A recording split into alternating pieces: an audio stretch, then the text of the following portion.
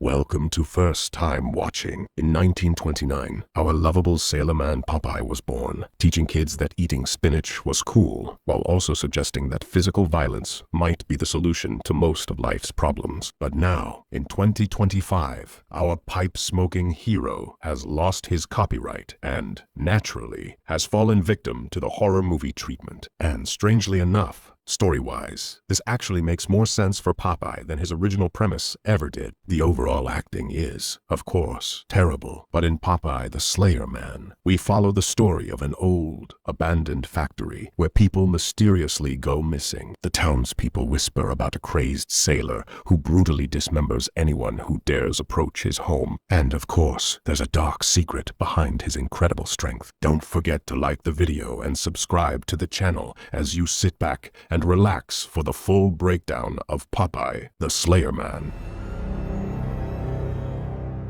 A woman is running for her life on the Anchor Bay docks. Two thugs are following her, so she breaks into an abandoned warehouse in an attempt to escape them. One of the baddies warns the other that they can't be in here because of the stories. But the other guy ain't no bitch. They corner the woman. She stole something from them, so now she has to pay the price. But they are disturbed by a chewing noise coming from the corner of the room. An empty spinach can comes rolling towards them. From the darkness, the most swole arms in existence grab the thug and pull him in. And after the sounds of a very one-sided fight, the darkness spits out a disemboweled body. Popeye steps forward so the other thug takes the woman hostage in a panic, but Popeye grabs his arm and breaks it so fast the bone pops right out. He then grabs him by the head and squishes his skull like a grape. The woman calls him a monster, to which Popeye utters his famous one-liner, "I am what I am," after which he charges at the woman. Meet Dexter. The horny little bastard recently met this cute girl named Olivia, and she is obsessed with the Sailor Man story, so Dexter decided to make a documentary about him together with Olivia to maybe someday shoot his shot with her. Together, they are planning to find out who or what the Sailor Man is looking for. But since only 2 victims aren't enough for a horror movie, he also invites his best friend Lisa. She declines his offer to get killed until he mentions that her crush Seth will be joining them. She's been trying to ride his meat mountain for months, so she's in. At the docks, a woman arrives. She is scared because of the stories, but she has an appointment with Mr. Allister. Her client is proposing to buy the old shipyard and wants to demolish it so he can put down some brand spanking new waterfront condos. She just has a couple of concerns, as there were some contamination reports added to the sales reports. But Mr. Allister assures her that there was no lasting environmental damage and the groundwater has been cleared of all toxins. But she is even more worried about the stories of this so-called Sailor Man.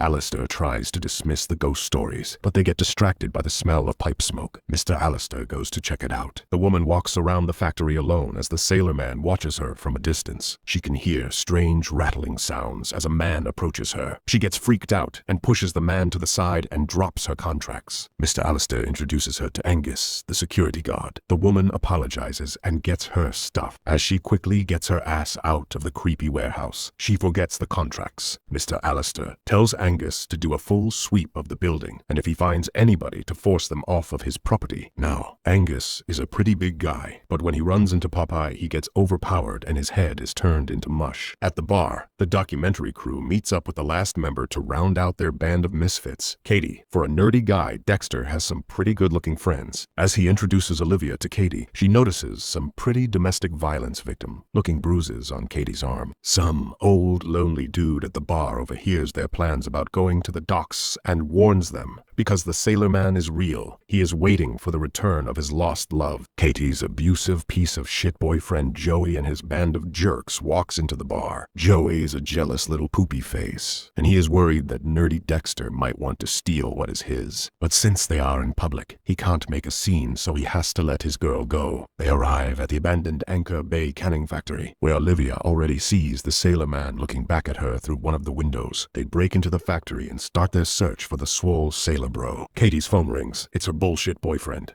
She lets him go to voicemail. His little ego gets crushed, so he decides to go and get his girl. During their nightly search of the factory, Olivia lays down some history. The canning factory closed down 20 years ago and was in business before that for about 50 years. Almost everybody everybody in town worked at the factory back in the day. Meanwhile, Dexter is booting up the cameras. He proposes they split up. Lisa and Seth will be a group, and so will Olivia and Dexter, while Katie will stay behind to check the cameras. Seth and Lisa find an empty spinach can, and since it stinks, they throw it away. But something rolls it back at them. Popeye is watching them from the shadows. Meanwhile, Dexter and Olivia are exploring the place, and Olivia seems a little off, but she doesn't want Dexter to worry about her, so they look further for a good spot to install another camera. The woman that forgot her contract arrives at the factory and sees the kids' cars, so she believes Angus might be there. She finds her contracts, but Popeye is right behind her. Then the woman finds Angus's headless body. Popeye pops out and growls at her, so she starts running. She squeezes between a small opening to try and outrun him, but he grabs her hair and pulls the scalp right off of her head. As new member of the Baldy Club, she crawls away from the Sailor Man, but he picks her up and puts her in a pressure machine, where he turns her into a pancake. Dexter and Olivia found an office with a lot of boxes containing old factory files. They are checking them for anything on the Sailor Man, all while Dexter fishes for some more backstory on his potential future girlfriend. She tells him that she grew up in foster care, and she wasn't planning to come back to this town ever again until some stuff came up about her real family. She is quite secretive about her business, but that's why it's her business. Dexter asks Olivia out on a date, but she lets him down gently, not because she doesn't want to, but because she is figuring out who she is right now. Outside, Joey and his goons arrive. The crazy, insecure bastard brought a gun. Dexter might found something. He found a file on why the factory was closed 20 years ago. There was a spinach contamination. The spinach caused some kind of neurological infection. And the real reason nobody ever knew about this is because the factory is owned by Alistair, the owner of Alistair Holdings. That guy owns about half the town, including the news stations. Olivia tells him that he's kinda cute when Dexter goes into detective mode, and they almost kiss when Lisa and Seth barge into the room. They found nothing except for some empty spinach cans, but that's when they smell something. Pipe smoke. They follow the scent into a large room with writing on the walls. It reads, "When you smell the smoke from his pipe, he's near. He will kill you if you show fear." He gets his strength from a spinach can, for he is Popeye the Sailor Man. And while Dexter sets up another camera to hopefully catch the Sailor Man in action, the big burly man actually sneaks up on Katie in the control room. She doesn't notice him, so he goes to check on the cameras, but then Katie turns around and sees him in his full muscular glory. She immediately starts running and runs into Joey. His tiny ego flips at her, but she is preoccupied with somebody else, because Popeye caught up to her and is now giving Joey the stink eye. One of Joey's useless friends stabs the Sailor Man with a knife, but he seems unfazed. Popeye picks the guy up by his head and gouges out his eyes and then snaps his neck. Katie screams to the top of her lungs. The other guys hear her scream and start running towards it. Meanwhile, Joey's other buddy points the gun at the Sailor Man, but Captain Gaines grabs his wrist and breaks it. The guy runs for his life, but Joey feels tough. He puts up his fists, and so does Popeye. But that was too intimidating for Joey, so the little bitch boy runs off and leaves his girlfriend behind. Since the rest has no idea where Katie might be, they again decide to split up. Joey's buddy with a broken wrist makes his way outside and gets in their car. He starts it and gets ready to drive off, except the car doesn't move. Popeye is lifting it off the ground so that he can't leave, so the guy runs off again. Joey goes back for his girl, but she is long gone. He grabs the gun off of the ground. Meanwhile, his buddy stepped on a random nail, some construction waste, and is now moaning in pain. Popeye is right behind him and follows him to the dock with a very large anchor. He cuts off his head by repeatedly slamming the anchor into his neck. Joey believes he is a freaking live-action hero with his gun, but is actually just very trigger-happy and accidentally shoots his own girl Katie in the gut. He's apologizing to her for his stupidity until he hears Popeye coming. He tries to shoot him, but the gun is jammed, so he yet again leaves his girl, now bleeding to death behind, to run away like the little bitch boy he is. After losing the trail on Joey, the Sailor Man sets his sights on the least intellectual couple, Seth and Lisa, but just following them around a little bit is enough to take care of them. Seth thinks he is Spider-Man or something and falls from a balcony. He lands safely, but his leg gets stuck in a fishing net. As Lisa arrives to check if he's okay, he yanks on the fishing net and metal pipes fall into him, impaling his body, killing him right in front of Lisa. In a panic, Lisa runs off, but she hears all kinds of rattling noises around her. She really loses her shit when Joey shows up behind her, but Joey leaves her again because he is planning to go and kill Popeye. He should have stayed though, because Lisa yet again runs into the Sailor Man. She decides to make the same stupid mistake that Seth made and wants to play Spider-Man, but she lands on top of Seth and also gets impaled. Meanwhile, Olivia and Dexter find a hidden room in the factory. They find Popeye's home. There are old pictures of him back when he was still hot. They also find another picture of a beautiful woman holding a baby. She kinda resembles Olivia. Then Dexter finds a news article about the contamination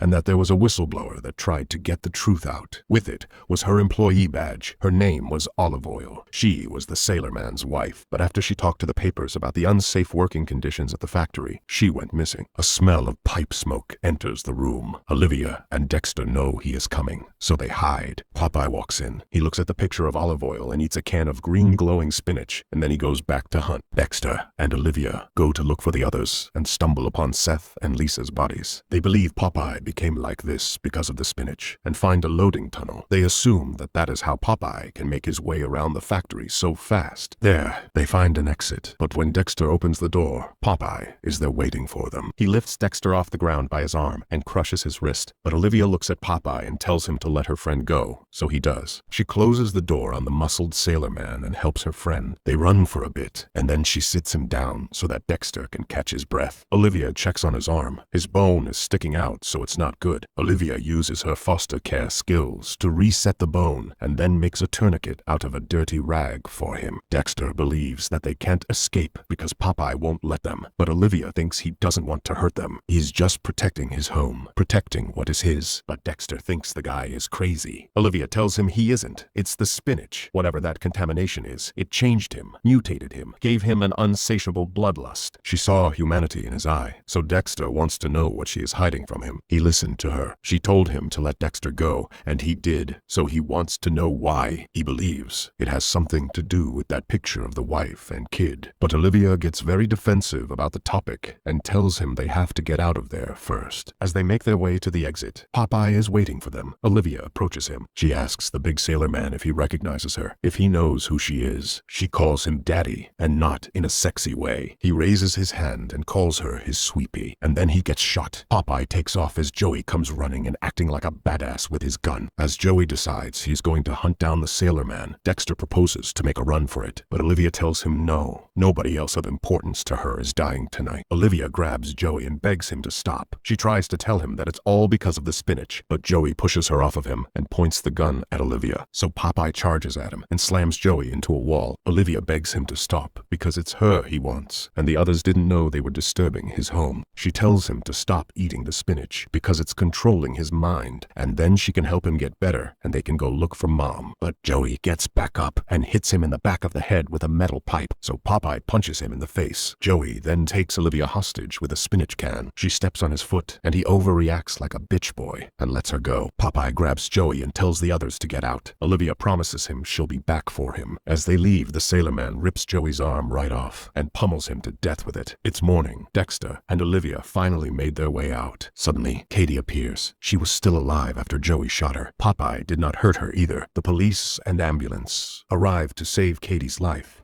An officer approaches Dexter and Olivia to ask them about the crazy man that killed all those teens, but they steer him in the wrong direction. They both look up at the factory's window and see Popeye looking back at them, and they promise that they'll be back to give him the help he deserves. Sometime later, Mr. Allister is pissed that his sale of the property did not go through. Then he finds an empty spinach can on the floor. Popeye appears behind him and picks Allister up by his head. He commands the freak to put him down, to which Popeye once again says, "I am what I am." And that's a wrap. I went into this movie expecting a subpar horror experience with a shitty plot and awful acting, and it pains me to say that I actually liked the movie. Like I said in the beginning, I think Popeye is one of those cartoons where the story actually works better for horror than it ever did as a kid's show. In my opinion, for low-budget horror, The Sailor Man looked great, and the movie had an actual plot, which is a pretty big step up from most of the other cartoon horror remake movies.